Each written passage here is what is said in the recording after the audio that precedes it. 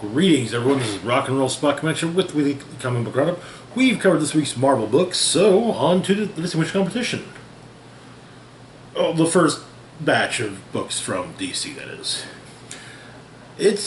We're gonna have some pretty heavy DC weeks in the coming months, it would seem. So this seems like it's probably gonna be kind of normal. Anyway, kicking things off, we've got Batman Urban Legends number 6. Yes, that is Zealot of the Wildcats fighting Wonder Woman on the cover. Quick, before we take a look at the actual issue, we'll actually take a quick look at the other variant, Black Canary. I had to get both. They both look great, so you know. They both look great, and yeah. So, all right. So we've got two stories that reach their conclusions in this issue, as well as a few new tales. First off, we've got the conclusion of Cheer, featuring Red Hood and Batman. Where we left off, Batman had found Cheer, and Red Hood had figured out Cheer's plan. However, Batman ended up captured by Cheer, as well as his current lackey, Mr. Freeze, and Cheer then placed a gas mask on him, which would basically force him to take in an even more powerful version of Cheer. So Jason's in the lab in the brownstone, and he's looking at some of the suits and realizing that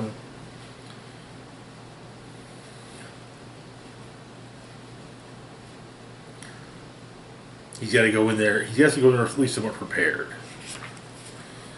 But Batman's fighting the gas, trying not to breathe it in. However, Cheer ends up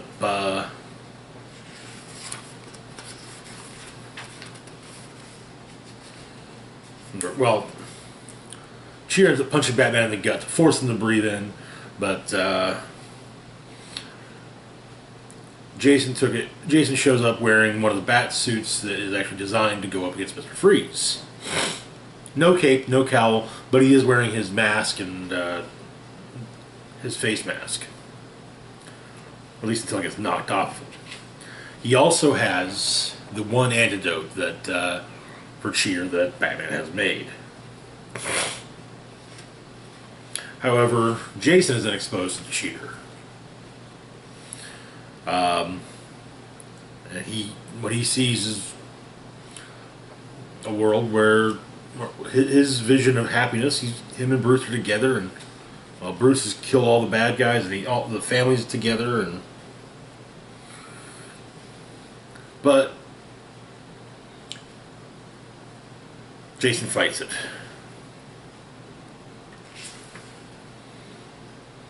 And it turns out that Cheer's got someone at the hospital who will kill the girl, the mother of the young boy that Jason saved.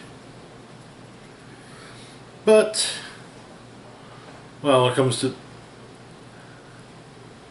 Red Hood is prepared, and he's got backup. Nightwing, Batgirl, Batwoman, the Signal. Tim's at the hospital saving the kid's mom. But Jason gets to Batman, injects him with the antidote, and so I say Batman is pissed.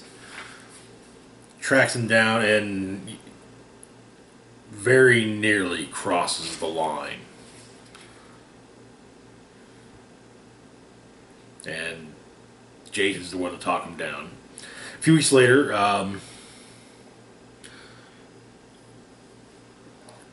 the kid's mom is out of the hospital. Leslie Tompkins is setting her up in a brownstone.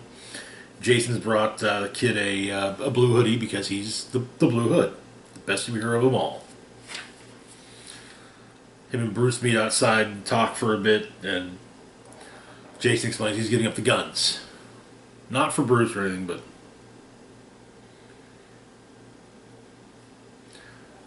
He explains that it's because of the damage that, well, the rippling damage from them. So, yeah.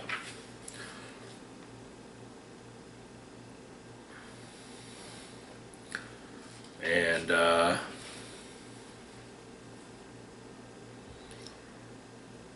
we found out that what Bruce saw was the family all together, and again, Joker dead. But back at Jason's place is a package waiting for him. A new version of the Red Hood suit with a full helmet, or at least face mask. Not just one that covers from the eyes now, but covers the whole face. A note on it saying, "Only if you want it. B. P.S. Family dinner at my place Thursday." And that is where the story ends. Which brings us to one-shot story, Blood for Blood. We began months ago in Gateway City at Shirei Tower. Apparently, Wonder Woman is using a pair of katanas to disembowel private security. She's going after Max Lord, but Max gets away, and it's revealed that it's not actually Wonder Woman, but rather Zana, or Zealot, best known to be a member of the Wildcats. A few days later, Zealot catches up with Max Lord in Kotor, Montenegro, but this time she's been followed by Wonder Woman. Turns out Diana and Zana know one another, and they don't have the best relationship. Two of them fight. Lord gets away, but Zana does draw blood, which she uses to paint on the face markings she famously had back in the day. But she also collects some of it into a vial for Halo.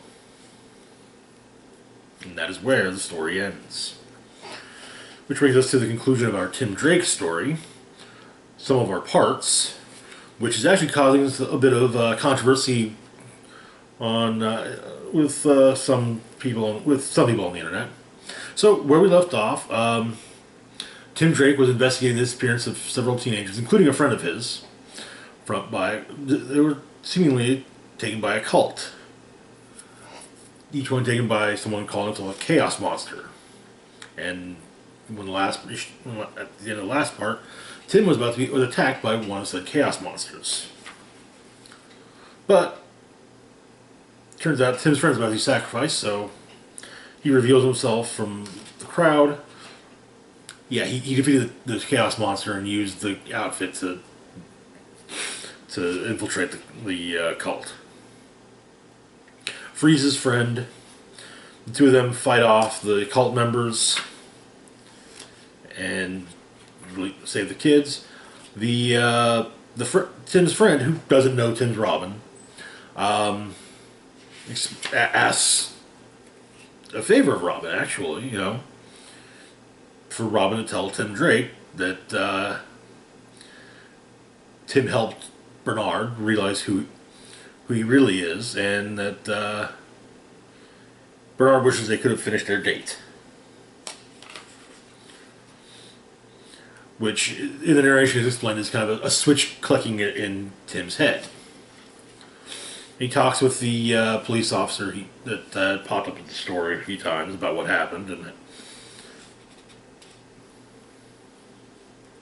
probably one of the few mask-friendly cops in Gotham. But later on, Tim goes to Bernard's, and Bernard asks if Tim would go on a date with him, and Tim says that, yeah, he thinks he wants that. And that is where the story ends. Good for Tim. Which brings us to our final story, featuring Black Canary, Solo. We begin on the roof of the Hall of Justice.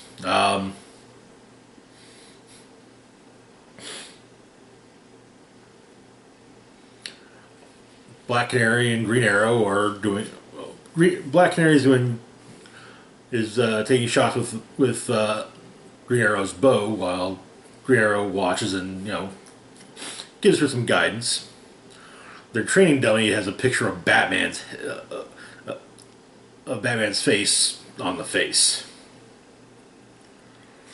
However, Oracle contacts Canary. Turns out that since the Joker War, every Batman vehicle piece of technology the Joker stole was sold before the Batman could get it back. It's been traced to a group called Trust, new British company. Stands for Transparent Researchers United for Strategy and Technology. Looks very legal, and as far as Barbara's concerned, it looks too legal. Saying that she knows smoke and mirrors when she sees it. And she doesn't like the idea of Batman stacking in anyone's hands, let alone a secret organization's. So,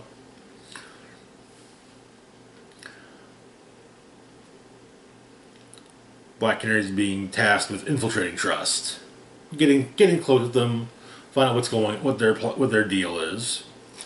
They're having a big shindig in London. So, she goes in, impresses the leader of Trust, saves her life when a bunch of terrorists attack, and then meets with Miss Ballantyne afterwards. Sadly, in fighting off the terrorists, she does destroy the car that she's been allowed the use of.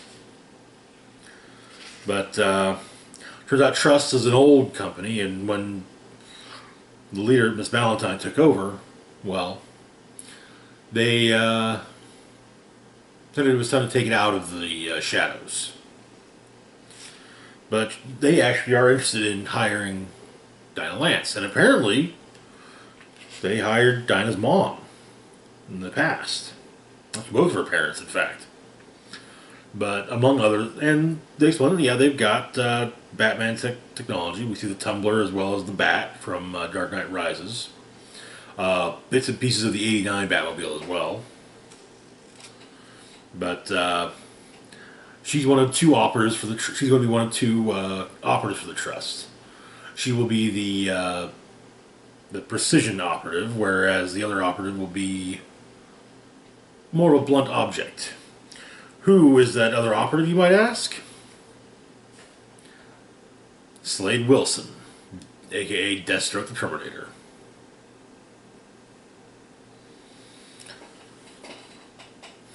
Anyway, one of the surviving assassins meets with their leader and explains what happened. Black Canary was there and saved Ballantyne. The assassins were apprehended by MI5 and have been debriefed, killed. And the leader of these assassins says that Trust is not who they say they are. But it seems like they owed a debt to Miss Ballantyne.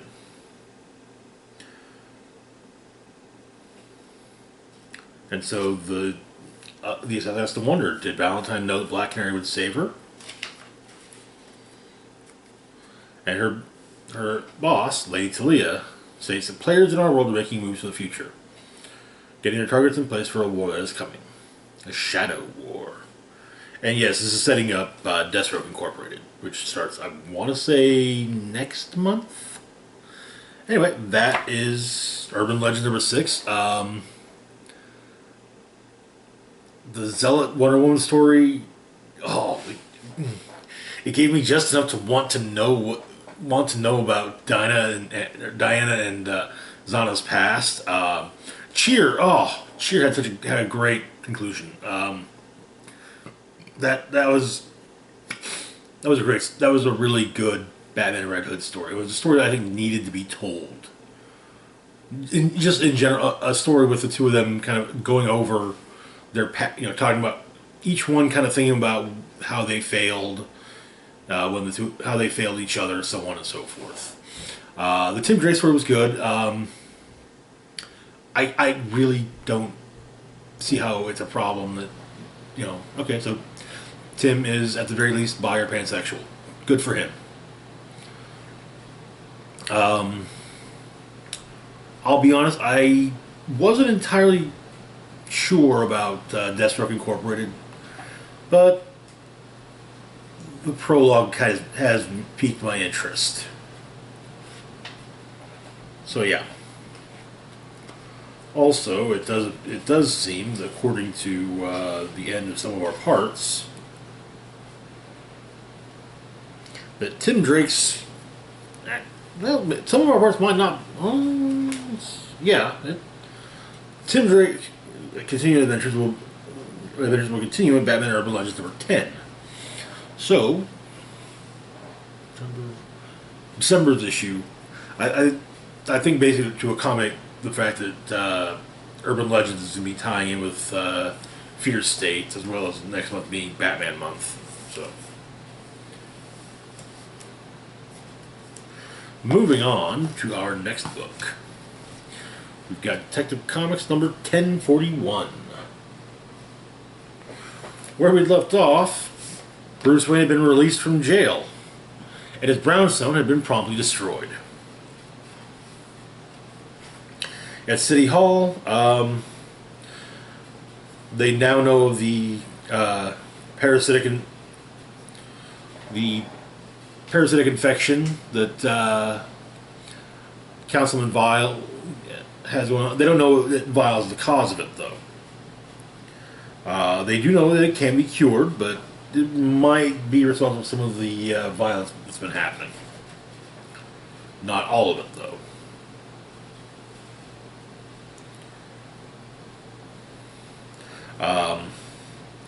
No one believes that Wayne had anything to do with the destruction of his brownstone, but he goes into the sewer. Bruce goes into the sewers. Apparently, his satellite cave's been shredded. Bits and pieces of baseball bats are left behind, which Bruce thinks is a nice, possibly unintentional touch. However, city workers catch him in there. Well, at least catch someone in there while Bruce runs off. Admittedly, kind of glad that at least the city's spending some money on infrastructure.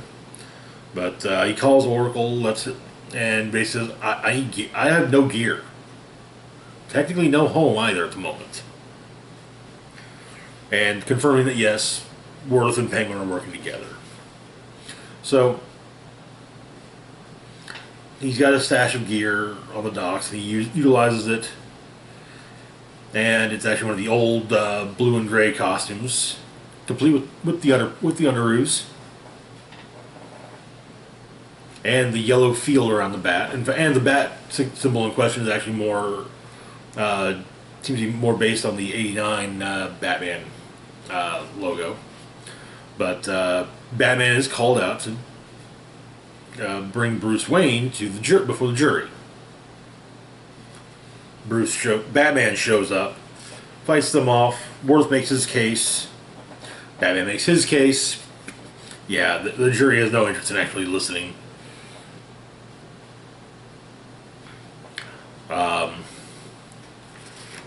Things get violent. Turns out, though, that the jury in Hugh Vile's containment cell took a sample of Hugh Vile's parasite and basically loaded into a dart type weapon, and someone puts it into a gun, or a dart gun, and it's fired at Batman, hits him in the leg where it spreads, which takes us back to Batman's Secret Files Huntress, where Huntress informs Oracle that Batman's infected.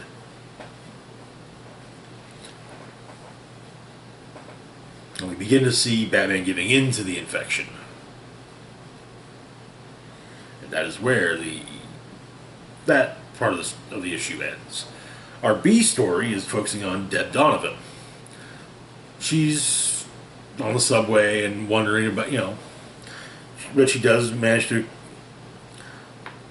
come upon the president of the Gotham Transit Authority on one of his subways and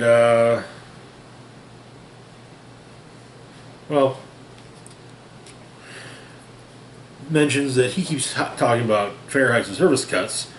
Or Deb asks, mentions, since Goodfellow is constantly talking about fair hikes and service cuts, does that have anything to do with the millions rumored to have vanished from the agency's pension fund? fight breaks out on the train, and take an emergency stop, and police are called. Everyone else is told to make to basically make other arrangements. However, so Deb calls someone from the paper, asks them to call her a cab. She explains she talked to Goodfellow, but she finds a note in her pocket.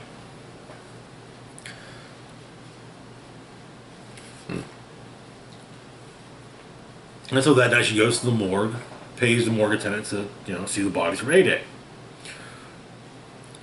Bane with his Joker smile, Man-Bat. However, Astrid Arkham, the body of Astrid Arkham, the Arkham Knight, has vanished.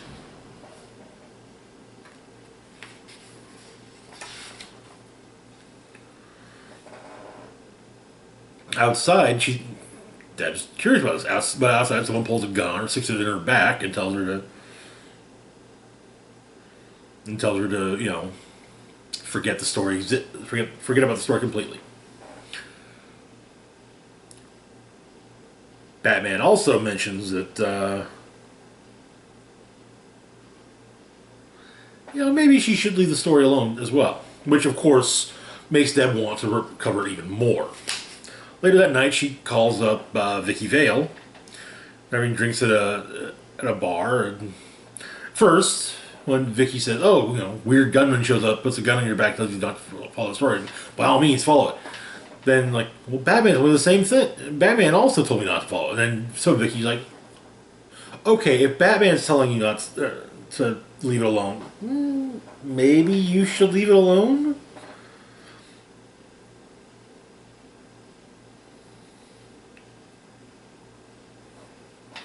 Which, to be fair, when you're getting the same advice from from two ends of the spectrum, yeah. Anyway, so she stumbles home that night and finds someone waiting on her. The man who slipped a note in her pocket, the Red Hood. And the name of this particular story? What the is Task Force Z?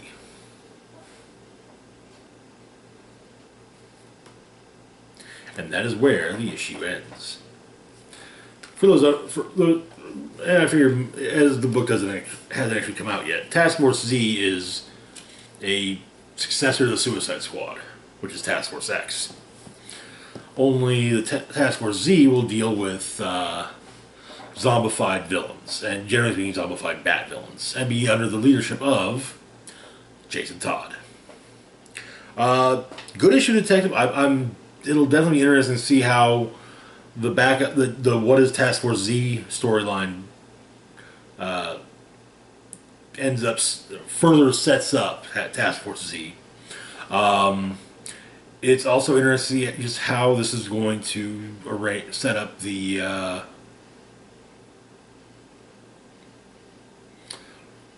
upcoming events of Fear State. So I'm guessing that since it seems we're getting 2 issues of Detective a month at the moment, 1042, which should be probably in a couple of weeks, will likely be dealing with Batman being possessed by or being under the control of the vile parasite and basically overcoming it. Which brings us to our next book, I Am Batman, number 0.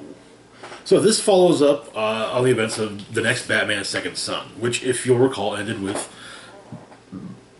Lucius Fox's son, Jace, discovering basically a hidden room within Wayne Enterprises where R&D was done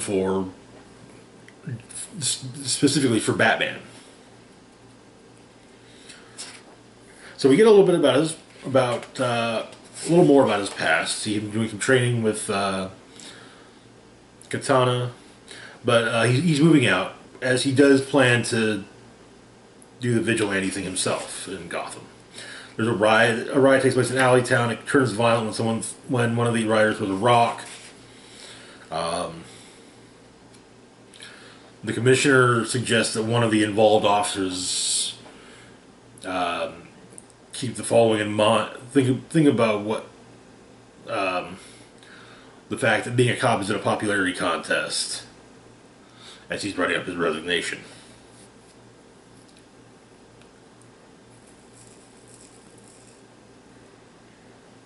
And so, but Jace is taking a job at Wayne Enterprises, and his friend Hadia shows up, and they talk, and she'll be in town for a few days, so maybe they can catch up. Vol's gotten a ping on the phones of some missing radical leftists that were found on numbers of the phone numbers of which were found on the person that Jace had been tracking. So Jace tracks them down. A place on the docks. Whatever's going on is super shady, super on the super DL. Doesn't find any of the leftists, but he does find a rather large explosive being set up. He then finds the radicals in body bags. But the place blows up. Jace saves one of those involved with setting the bomb, and asks a few questions. And he explains, the body were there when they got there. It was supposed to happen in conjunction with a riot happening in Alleytown. Basically, you've got 6 provocateurs within the crowd who are supposed to, provoke the GCPD into letting things go violent. So Jace goes and he puts on the bat suit he found and tries to stop the armed the provocateurs. Basically pisses off both sides. Also he's having to deal with the rioters and the cops. But when the magistrate shows up and take him down,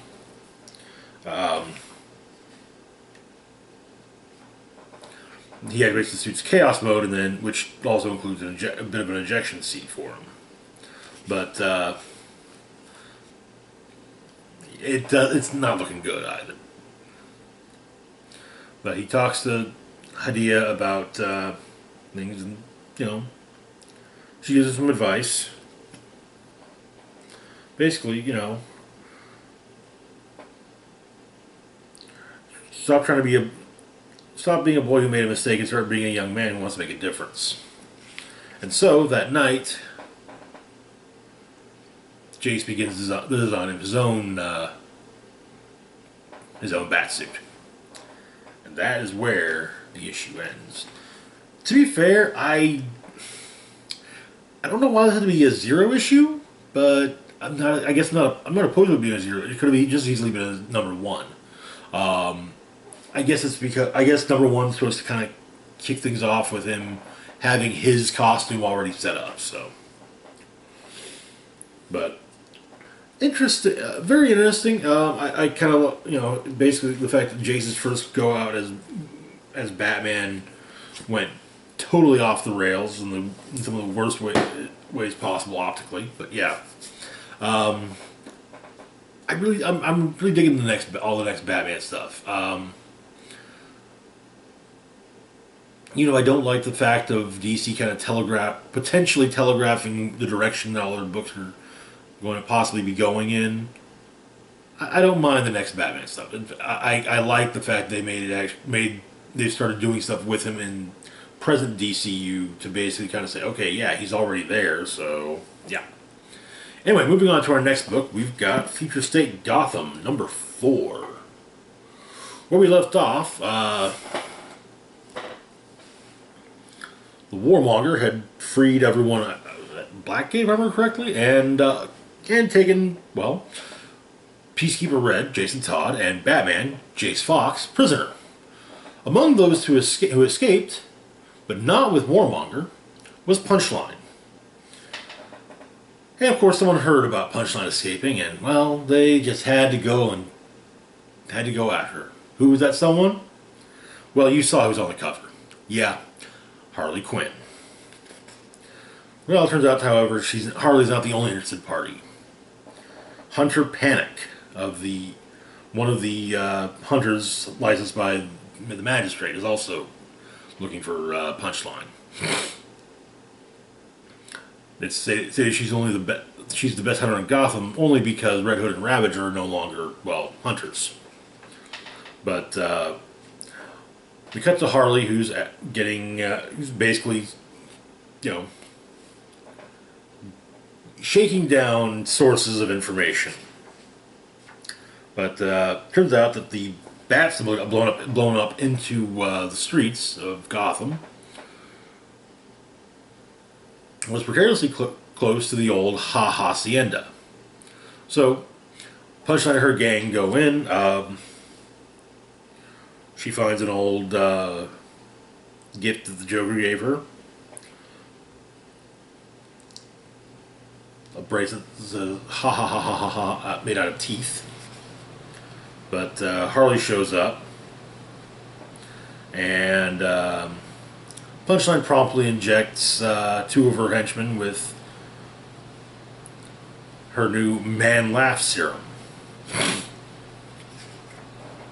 which turns them into hyena men.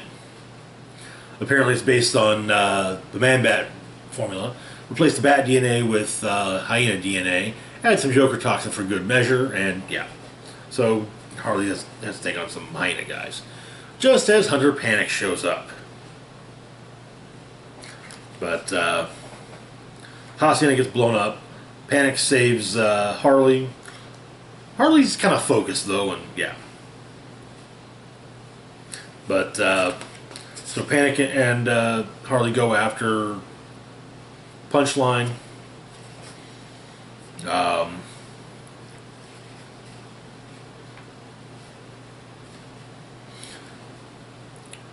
Harley catches up to Punchline, smacks her around a bit, and notes the bracelet, and actually gets a little pissed about the fact that, well, apparently she made that for Joker. And so she handcuffs Punchline to a lamppost and basically tells Hunter Panic, yeah, Punchline's all yours. But Harley suggests that Punchline get over Joker as it keeps her from seeing things clearly. But Punchline says she's not talking about Joker. She's talking about the next Joker, which is something that kind of frightens Harley a little. Our backup is basically Batman versus a bunch of Joker thugs. And it's largely just sound effects, but at the end, turns out they were protecting a bomb. Well, the bomb, they weren't actually protecting it; they were the bait for it. The bomb they were protecting was designed to go off and take Batman with it. And Joker basically Batman tells these henchmen of the Joker's that the Joker will sacrifice anyone just to destroy him. And that is where the issue ends. The black and white story was neat, but the Future State one, that was actually that was fun. And I'm curious to see what the next Joker ends up looking like. Brings us to our next book and last book from the video, Batman '89, #1. So, now if I remember correctly, this is supposed to pick up in the aftermath of, or after the events of Batman Returns. So, but Penguin was dead, Joker was dead, Catwoman had survived, 9 lives, you know. But begins on Halloween with Harvey Dent proposing to his girlfriend, Barbara Gordon. The city's Halloween celebration is going off without a hitch.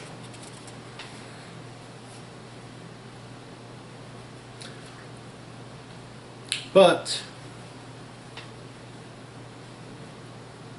a bunch of people in Joker-related costumes have caused some problems and are... It's a smokescreen to steal a bunch of armored cars.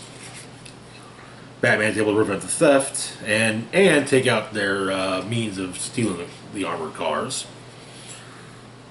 We get a nod to the penny. Saves Batman's life as he runs behind as he's being fired upon. Jumps in the Batmobile, drives off.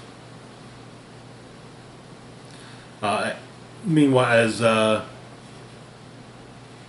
Harvey and Barbara are leaving from dinner, a fan of the Joker's grabs her purse. Harvey gives chase.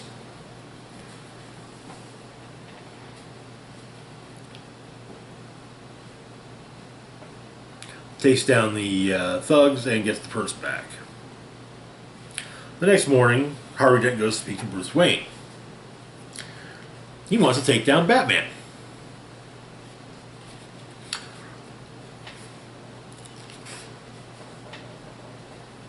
Which will also mean, and apparently Dent has a theory that it's not just one Batman, it's a whole bunch of Batmans, and they're all being run by Jim Gordon.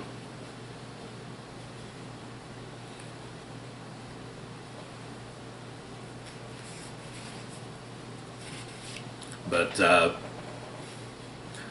Bruce makes it clear that he won't stand against Jim Gordon. And we get the additional bit of exposition that, again, Gordon was on duty the night that the Waynes were murdered.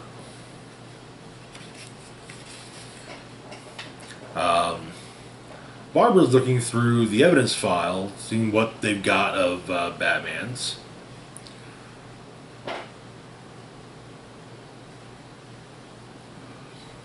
A full inventory of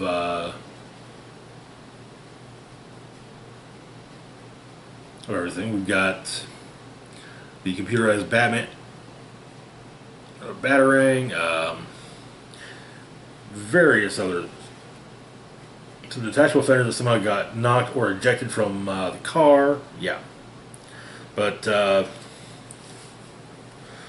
Harvey goes to Burnside, talk with an old little mentor of his. He's got a plan.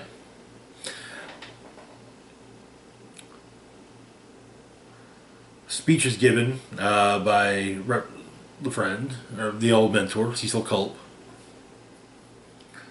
about how a lawless vigilante, the children of this town wear the colors of a lawless vigilante, and who appears to have the backing of the police, or at least the police commissioner. And so he calls for a vote of no confidence in Jim Gordon. Meanwhile, the signal has been thrown, but it's not been thrown by Gordon. They don't use the signal. It's been thrown by District Attorney Dent and Detective Harvey Bullock, who have 3 snipers in the buildings nearby. As Batman informs Gordon, they have a needs of conversing via radio now. But Gordon suggests that Batman, lay low for a while. The National Guard is in order to bring him in alive if possible, and they're probably not going to be able to use their little back channel communication or back channel comms, and Gordon destroys his headset. A shopkeeper, the National Guard, of course, sets up a curfew. Shopkeeper fires on a thief. Thief was stealing food and diapers. The diapers got shot, sadly. Batman slips into the apartment, asks what's going on. The shop proprietor claims that, money was taken, but apparently the guy says that he didn't take any money. Batman's leaving and is attacked by another masked vigilante. And he's knocked down.